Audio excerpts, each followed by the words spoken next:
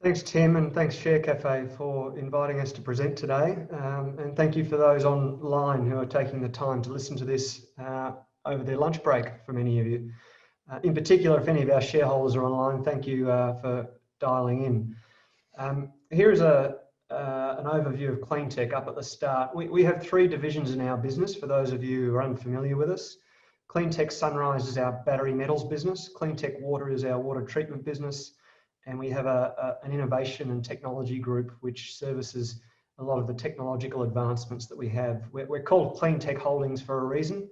We're a holding vehicle for a number of incubation businesses that have been growing over the last few years. To an earlier question directed at Lake about ion exchange, let me maybe just elaborate a bit more. We are one of the world leaders in ion exchange technologies.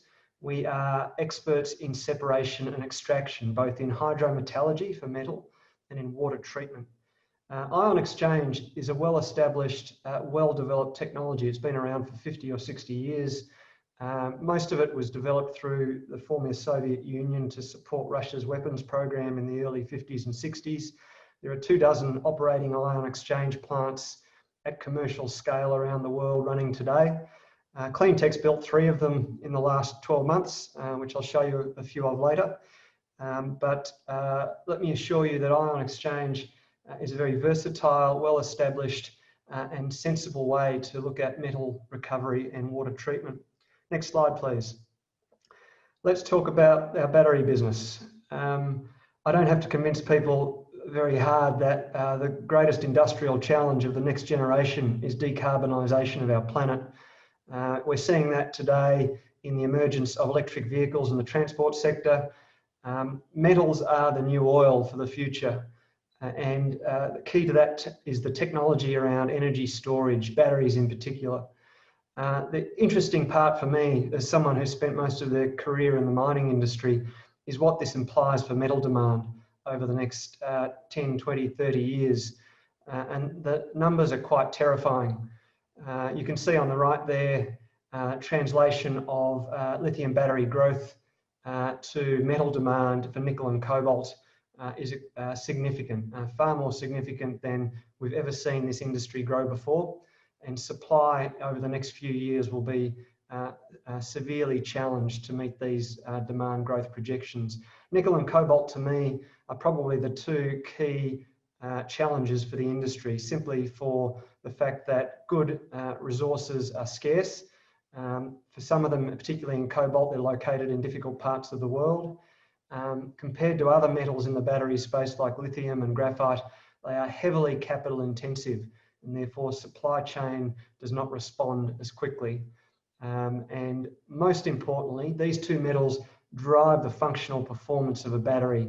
You know, the nickel determines the energy density, and the cobalt determines the stability and life cycle of the battery. So they are key also to the cost structure. New slide, please. Headlines recently have been varied, but the theme is very, very clear. Rarely do you see such a long supply chain end up with the 2 bookends, in this case mining and car makers, in direct negotiation for raw material supply, but that is starting to emerge.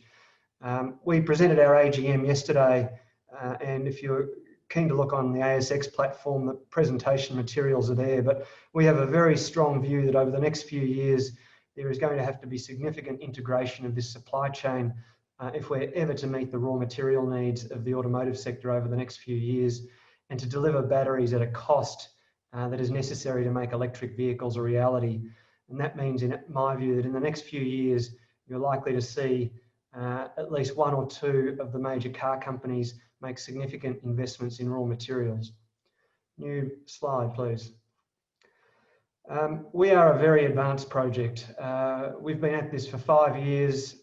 We've spent over $200 million to get to the starting line. We've undertaken 5 different separate piloting campaigns on different parts of our circuit. The project is engineered, and all the studies phases have been completed. This is what a modern battery metals plant will look like in the future. This is the engineered 3D model of Sunrise, which was delivered to the market 2 weeks ago. Key to note is that the nickel and cobalt output here will support roughly 1 million electric cars a year. It will have one of the lowest cost nickel equivalent metal production costs in the industry, and it'll have a 50-year life of operation, which makes it one of the most strategic assets in the industry. New slide, please. Scandium also is an important byproduct of this mine. Scandium is the most effective alloy that exists for aluminium, and it makes aluminium stronger, more corrosion resistant, weldable and printable, and we think it has an enormous potential in both aerospace and automotive. Sunrise hosts the world's largest resource of scandium, and this is one area we have offtake agreements now signed with Panasonic and Relativity Space for different applications in both consumer electronics and automotive and aerospace. New slide, please. These are the outcomes of the Sunrise economic evaluation. As you can see, very strong economics, a 5-year payback, a $1.2 billion US NPV, an average free cash flow generation over the first 25 years of over $300 million US a year. New slide, please. Sunrise also hosts Australia's largest platinum resource. 1 million ounces of platinum are hosted in the surface of this resource. This area of Australia used to be the world's largest source of platinum globally before the Bushveld was developed in South Africa. The drill rigs started turning yesterday on our site. We're drilling 6 deep holes below the laterite to test the genesis of this platinum mineralisation. And as you can see at surface here, we've got some stonking grades, 35 grams a tonne, 18 grams a tonne, 15 grams a tonne, 18 grams a tonne. This is probably the best precious metals walk-up drill target in the country at the moment. New slide, please. To the water business. Water problems come in different varieties, and you need a toolkit of different solutions to be able to deal with them. It arises in agriculture, it arises in industry and energy generation. And what we have been seeking to develop over the last few years is, as I say, a toolkit of solutions that you can mix and match to deal with various problems in water treatment. New slide. As I said earlier, we have spent the last 12 months delivering 3 ion exchange plants. This is what they look like. You can see the columns that Steve referred to that process the solution, or in his case, the brine. The first one was in Oman in the Middle East for antimony removal. We do a combination of salt removal and RO. The Fosterville gold mine there in the middle, this treats all of the water for removal of not just salts, but also metals that allow in either reuse or aquifer re-injection of water. And in the Congo on the right, we remove uranium from their cobalt streams there. New slide, please. We also have a bacterial treatment business, which we have in the last 12 months built in Tianjin, China. This is the world's largest encapsulated bacteria manufacturing plant in the world. What we do is we encapsulate bacteria in lenses, which gives them stability when you're asking the bacteria to treat water. And different acidity levels can be very detrimental to bacteria in water treatment applications. And this is one of the solutions that we are developing here. Biolenses are very important for nitrate removal in water applications. Nitrate pollution is one of the biggest water challenges the world faces, mostly as a result of agriculture, but we believe there is enormous potential for this particular product. Next slide, please. And this demonstrates why. We currently have 6 pilot programs underway in China at the moment. 3 of them involving the BioCleanse technology coupled with ion exchange solutions. Again, mix and matching in wastewater, in steel production and in aquaculture. And then in metal recovery, we're looking at uranium and copper removal in China and in Namibia, and in South Africa, wastewater recycling using our RO-IX systems. New slide, please. And finally, our innovation division. I'll just touch on one application we're running here, which is graphene oxide membranes produce much better filtration for reverse osmosis systems, and we use graphene in this application to generate higher flux and tunability properties on the membranes. We've just run a commercial scale print trial in the US, which has been very successful, and we're looking now to commercialise this product over the next year or two and get it into the reverse osmosis industry. And I'll leave it there. Thank you very much. Thank you, Sam. Impressive company, impressive presentation. You've done well to get all that through in 10 minutes. There's a lot there, and we've got quite a few questions. Just starting with metals. So benchmark mineral intelligence suggests that there will be a shortfall in tier 1 nickel by 2020, or in the 2020s, and they're seeing an increasing need for laterite ore. Can you talk to this, please? I think you touched on it briefly. Yeah, sure. The world's nickel balance will not reach deficit for quite some time, but you have to bear in mind that a lot of that nickel that's going to come in as new supply is not capable of conversion to battery grade nickel. What it is nickel pig iron and ferronickel being produced in Southeast Asia for China's steel industry. Impurity levels are too high. What the world needs for electric cars is what we generally call class 1 nickel, and the laterites are going to be a very important source of supplying it.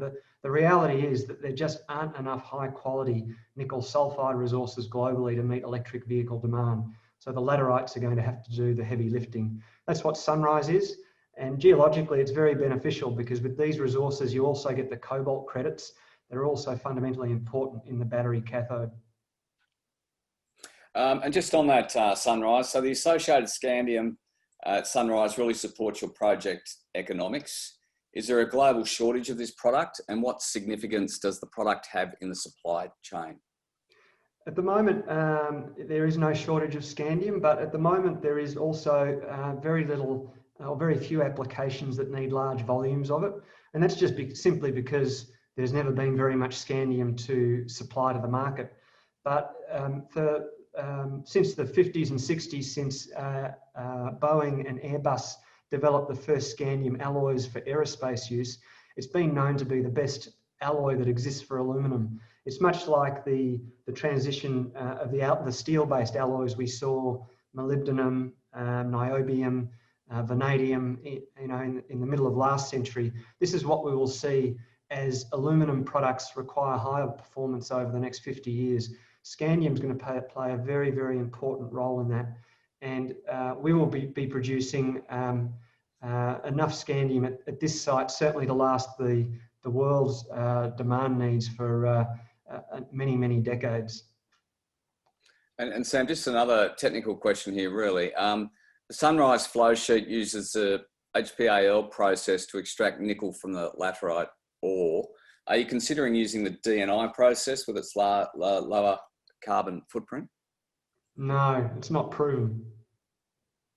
Okay, there isn't one DNI plant anywhere in the world. What was that, sorry?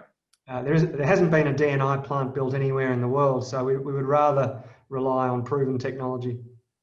Understood. Now, from a structuring perspective, there's a couple of questions here in terms of the theme. There's been talk about splitting the business into separate listed companies. Can you elaborate on that in any way?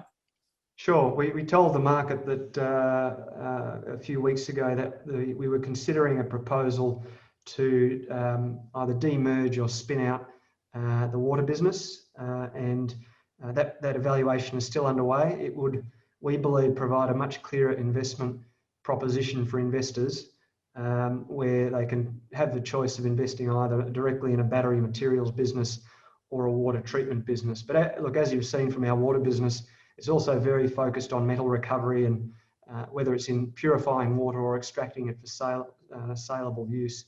But we think that long term, that's a much better structure for the two businesses.